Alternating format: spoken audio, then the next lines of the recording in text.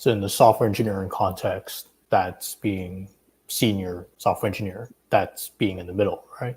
Yeah. So in that situation, given that maybe let's say you can't really fully control whether you become director or not, you should still be profile building towards the other criteria that you can have some more control over, right? And not just wait until you get leading in critical role before you then pursue the other criteria. Yeah, so there's a definite difference in the strategies that people employ depending on when they discover EB-1A as an option. So in the case that you just described for kind of the mid-level software engineer, I would say most of the time people who are in this situation are from India because they're facing that really, really long EB2 backlog. It's not so high for people from China, or it's definitely not high for people from the rest of the world. So automatically, this is already only applying to a small subgroup of EB-1A aspirants. So for people in that group, you need to then look down the road and see first, is it worth it to go for EB-1A, and do I want to? For most Indian nationals, the answer is yes, you should want to.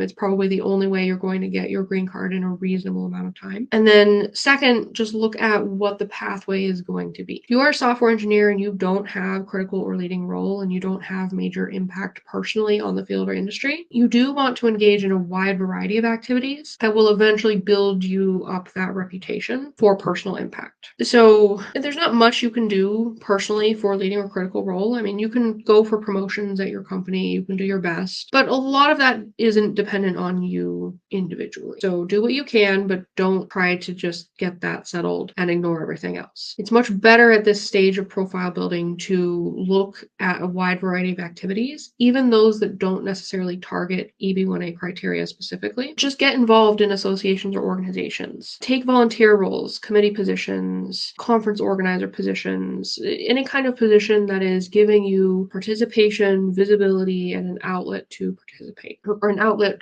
for contribution, I should say, to the US. And then from there, in a couple of years, you'll have a really good platform for sitting down and saying, okay, based off this platform, what are the core activities that I need to target just to finalize a strong EB1 profile? It's definitely possible to file without critical or leading role as part of that lineup. But usually you need to show some significant contribution to the field or industry despite not having that for your employer. I talk a lot about anchor criteria for EB-1A, and this is where you need the core of the case. Like you need to be able to show USCIS if there was one single thing that made you important, what is it? And for most people, it is either their critical or leading role at a company, or it's an original contribution of major significance to the field. It's hard to file an EB-1A case without one of those two. It's possible, and I've done it, but those are always odd cases. They don't follow normal patterns, and the person has usually distinguished themselves in a very unique way.